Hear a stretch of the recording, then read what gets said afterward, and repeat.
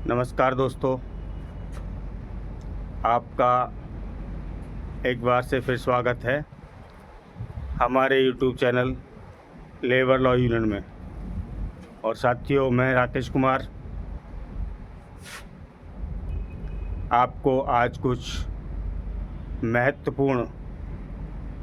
एवं ज़रूरी सुझाव दे रहा हूं।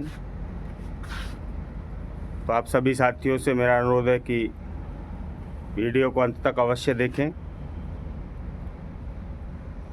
साथियों, आज का जो हमारा विषय है, मैं आपको जो बताने जा रहा हूं वो अत्यंत महत्वपूर्ण इसलिए है कि आज मैं दूंगा कि यदि आप किसी भी संस्थान में, किसी होटल में, किसी फैक्ट्री में, किसी दुकान पर, किसी अन्य संस्थान में, किसी पेट्रोल पंप पर, किसी सीएनजी स्टेशन पर, किसी ठेकेदार के माध्यम से या डायरेक्ट स्वयं नियोक्ता के माध्यम से अगर आप किसी संस्थान में काम करते हैं तो आपके मुख्य जो कानूनी अधिकार हैं वो क्या क्या हैं और क्या क्या होने चाहिए और किन किन अधिकारों को आपको ज्ञान भी होना चाहिए, इसके बारे में मैं आपको आज चर्चा करेंगे। और मैं प्रयास करूँगा कि आपके जो मुख्य उद्देश्य हैं, जो एक कर्मचारी को मिलने चाहिए, उनके बारे में चर्चा कर पाऊँ। तो आज मैं 4-5 चीज़ें ऐसी बताने वाला हूँ जो हर कर्मचारी को पता होनी चाहिए और उसको मालूम होनी चाहिए और उसको मिलना चाहिए। और अगर यदि वो चीज़ें या वो सब सुविधाएं यदि किसी कर्मचारी को, कृषि श्रमिक को नहीं मिल रही हैं तो उसके लिए उसको क्या करना चाहिए, कैसे वो सुविधाएं उसको मिल सकती हैं और उनको लेने के लिए भी उसको क्या करना पड़ेगा, ये सब भी मैं आज आपको बताऊंगा। तो साथियों, सबसे पहला है जो आपका कानूनी अधिकार भी है वो है नियुक्ति पत्र। तो जो भी कर्मचारी किसी भी संस्थान में काम करता है तो प्राय मालिक की जिम्मेदारी होती है कि उसको नियुक्ति पत्र यानी अपॉइंटमेंट लेटर दिया जाना चाहिए, जिसमें उसकी सर्विस कंडीशन के बारे में लिखा होना चाहिए कि उसकी सर्विस कंडीशन क्या होगी, उसका वेतन क्या होगा, उसको कितना वेतन दिया जाएगा, कितने कार्य के घंटे होंगे, ये उसमें लिखा जाना आवश्यक है। और ये आपको प्रथम दिन जब आप ड्यूटी पर जाते हैं उसी दिन आपको मिलना चाहिए। पर साथियों, सवाल ये है कि आजकल कुछ देखने में आ रहा है कि बहुत सारे नियोक्ता कर्मचारियों को नियुक्ति पत्र नहीं देते हैं और 1-2 महीने, 3 महीने, 4 महीने, 6 महीने उनका ट्रायल कराते हैं, काम कराते हैं और बाद में उनको निकाल दिया जाता है और उनकी जो वेतन है, जो सैलरी है, उसका भुगतान भी नहीं किया जाता है। तो जब उनका भुगतान नहीं किया जाता है तो वो श्रमिक जब अपने वेतन की बात करता है, उनकी वेतन की डिमांड करता है या वेतन के लिए किसी भी श्रम न्यायालय या किसी लेबर ऑफिस में, लेबर कमिश्नर के ऑफिस में जाता है तो वहाँ पर उसको ये कह दिया जाता है कि आप हमारे संस्थान में कार्यरत नहीं थे, आपने कभी हमारे संस्थान में काम नहीं किया, हम आपको नहीं जानते हैं, इसलिए हम आपके वेतन का भुगतान नहीं करेंगे।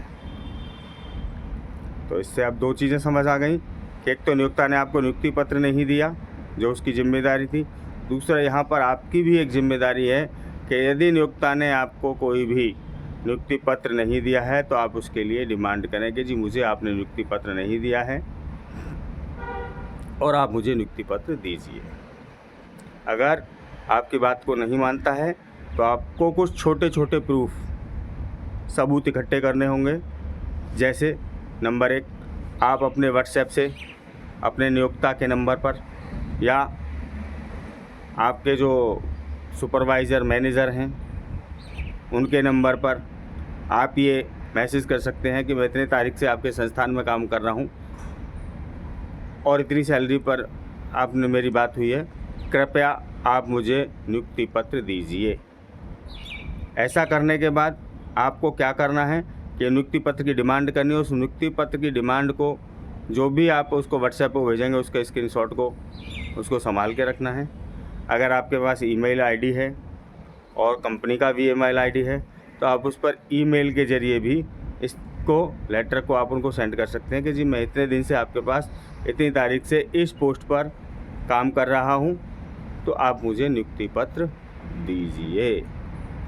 तो नियुक्ति पत्र में क्या होगा कि आपका सबसे पहले तो एम्प्लॉय रिलेशनशिप जो होगा वो कायम हो जाएगा कि आपका और मालिक के बीच में एक संबंध बन गया कि आपने कर्मचारी हैं वहाँ के और आपने मालिक के साथ काम किया है। तो कल को मालिक आपको ये नहीं कह सकता नियुक्ति पत्र देने के बाद कि जी आप उसके एम्प्लॉई नहीं हैं। तो पहला जो कानून में बता रहा था जो आपका अधिकार है वो है नियुक्ति पत्र, कि आपको नियुक्ति पत्र मिलना बहुत ही महत्वपूर्ण है। इसलिए इसके लिए आपको यही करना है जो मैंने आपको बताया है। इसके बाद साथियों दूसरा जो आता है आपका आता है नियुक्ति पत्र के साथ साथ अब आता है आपका दूसरा जो काम होगा वो कार्य के घंटे, कि आपका वर्क प्रोफाइल क्या है, आपको किस काम के लिए मालिक ने रखा गया है, कितने घंटे आपको कार्य करना है, कितने घंटे कार्य करना है, और अगर आपको घंटे के हिसाब से काम करना है तो पर घंटे आपका वेतन कितना है, अगर आपको दिहाड़ी के हिसाब से रखा गया है तो आपको दिहाड़ी का वेतन कितना है, और अगर आपको ओवर टाइम कोई आदमी कराता है 8 घंटे से अधिक 8 घंटे, ये कानूनन मालिक का अधिकार है कि वो आपसे 8 घंटे काम कराएगा। जो आपकी प्रोफाइल में जो जिस काम के लिए आपको रखा गया है वही काम कराएगा, ना कि आज से अन्य कोई काम कराएगा। उसके अलावा यदि अगर कोई भी नियोक्ता आपको 8 घंटे से अधिक कार्य कराता है तो उसको डबल रेट से, यानी जो आपका वेतन चाहे वो डेली वेज का है, चाहे वो मंथली का है, चाहे वो दिहाड़ी का है, चाहे वो घंटे के हिसाब से है, जो आपको वेतन दिया जाता है। सपोज़ करो आपको एक दिन की दिहाड़ी 500 रुपये है और यदि आप 4 घंटे ओवर टाइम करते हैं तो आपका जो ओवर टाइम का पैसा है वो 8 घंटे का पैसा है, यानी 500 रुपये दिहाड़ी। 4 घंटे काम करने के बाद ओवर टाइम में आपको 500 रुपये दिहाड़ी ही मिलेगी। ये बड़ा सिंपल सा तरीका मैंने आप लोगों को समझाने का प्रयास कर रहा हूँ। तो साथियों आज के लिए इतना ही। आपको ये जानकारी कैसी लगी आप कमेंट करके अवश्य बताइएगा, और मैं ये चाहता हूँ कि आप जो भी आपके सुझाव हैं, जो भी आपकी शिकायत